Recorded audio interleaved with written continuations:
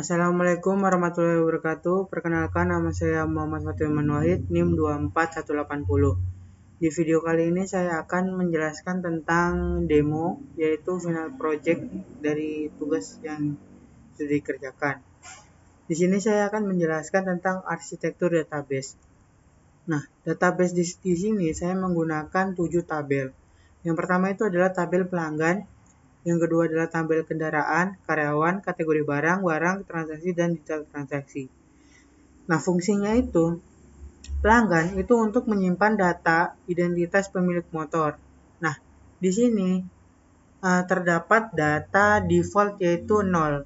Itu untuk pelanggan umum. Nah, ini nanti menjadi tantangan sendiri. Jadi, kenapa ada ID 0 dan ada yang untuk pelanggan umum dan ada yang ID-nya tidak 0 seperti itu. Kemudian kendaraan di sini itu untuk menyimpan data motor yang diservis. Satu pelanggan itu bisa memiliki banyak kendaraan. Jadi di sini one to many dari pelanggan ke kendaraan. Nah, kemudian karyawan di sini itu fungsinya untuk menyimpan data internal bengkel yang mencakup mekanik, kasir atau manajer seperti itu. Kemudian kategori barang. Di kategori barang ini untuk mengelompokkan jenis barang agar pencarian stok lebih rapi dan relevan dengan jenis motor. Seperti bagian oli-oli seperti itu. Kan beda-beda antara motor bebek dengan motor yang ninja atau motor besar seperti itu. Kemudian barang itu untuk menyimpan data inventaris suku cadang seperti roller atau CVT dalam CVT gitu kayak fan belt dan segala macam. Kemudian transaksi ini untuk menyimpan data nota utama dari proses servis atau pembelian. Di nota pertamanya ada di transaksi terlebih dahulu. Nah, kemudian detail transaksi ini untuk menyimpan rincian barang yang dibeli atau dipasang pada satu nota transaksi. Seperti itu. Ini RD-nya. Nah, seperti ini. Nah, jadi transaksi itu bisa ngambil barang, bisa ngambil kendaraan. Jadi di transaksi itu ada barang sama kendaraannya. Seperti itu. Nah, di sini ini karyawan ini enggak kendaraan. Jadi karyawan ini langsung ke transaksi seperti itu. Di pelanggan ke kendaraan, kendaraan ke transaksi. Nah, transaksi ini kan dicek dulu apakah butuh barang seperti oli atau ada komponen yang rusak, dia ngambil di barang. Seperti itu. Nah, karyawan langsung ke transaksi, dia menangani transaksi. Itu bisa jadi mekanik, jadi dia ngambil barang dari sini, terus dicari di kategori barang, seperti itu.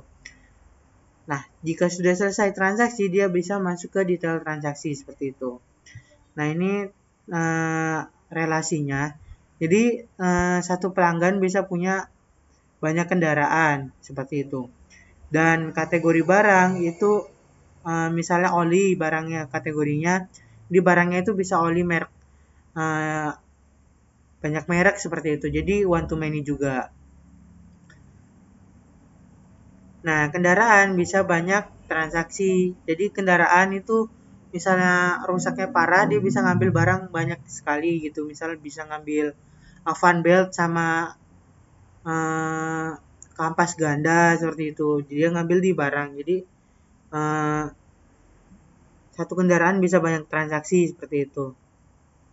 Nah, kemudian di karyawan ini juga kan tadi sudah dijelaskan itu ada role jabatan. Nah, itu ada mekanik. Jadi mekanik itu kan sehari nggak nanganin satu doang, jadi banyak. Nah, itu makanya dikasih one to many di sini.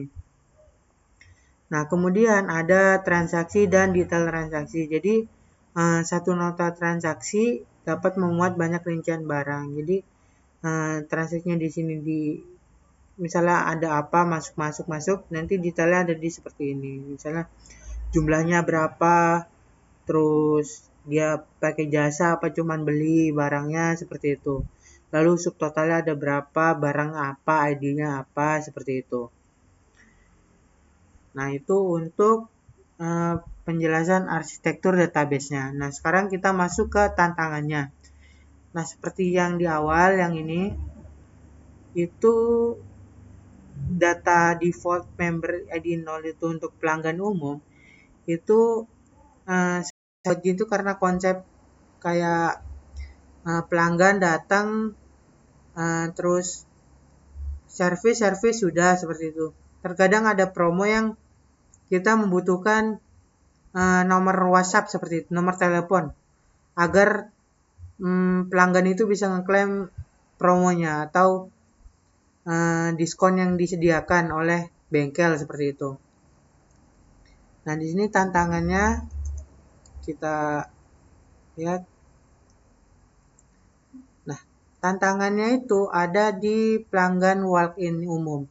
Jadi, kenapa saya kasih 0? Karena itu untuk pelanggan default atau pelanggan umum yang tidak dapat diskon seperti itu. Jadi, pelanggan yang cuma datang servis pulang, tidak mendaftar itu mungkin tidak dapat promo, makanya ID-nya itu jadi 0, jadi pelanggan umum seperti itu.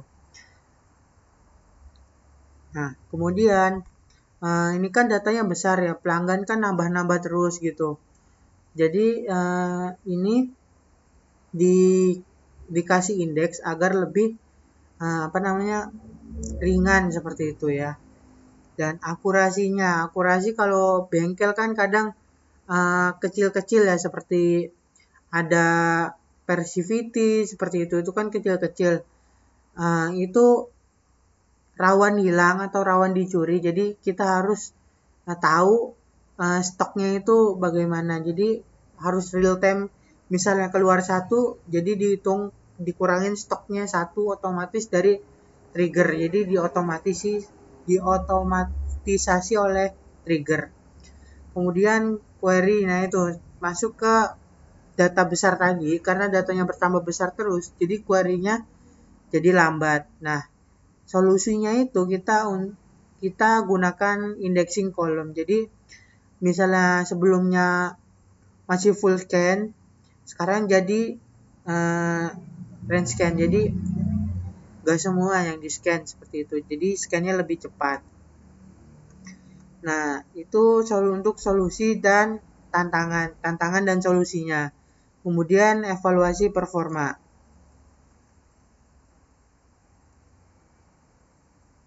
Nah, evaluasi performa dengan indeks dan tanpa indeks itu dapat mengurangi beban hingga 85%. Jadi lebih bagus seperti itu. Nah, pengembangannya itu mungkin kita mau nambah cabang baru seperti itu. Jadi harus ada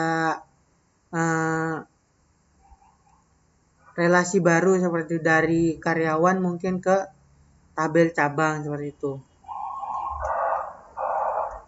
Nah, kemudian bisa untuk diskon member tadi. Nah, member yang udah daftar yang ID pelanggannya nggak 0, dia udah nyantumin nomor WhatsApp, mungkin dia bisa dapat potongan harga diskon dari function atau bagaimana seperti itu. Jadi manfaat ngasih nomor itu bisa dibuat diskon member. Nah, ini multi cabang seperti yang tadi. Kemudian laporan yang lebih intens yaitu HPP dan omset. Jadi dia bukan laporan bulanan kayak cuman bulan ini uang yang masuk berapa gitu, nggak detail atau ada hitung-hitungan ekonominya. Itu bisa dikembangin di function mungkin seperti itu. Nah, hanya begitu saja pengembangannya dan tantangannya. Kurang lebihnya mohon maaf. Wassalamualaikum warahmatullahi wabarakatuh.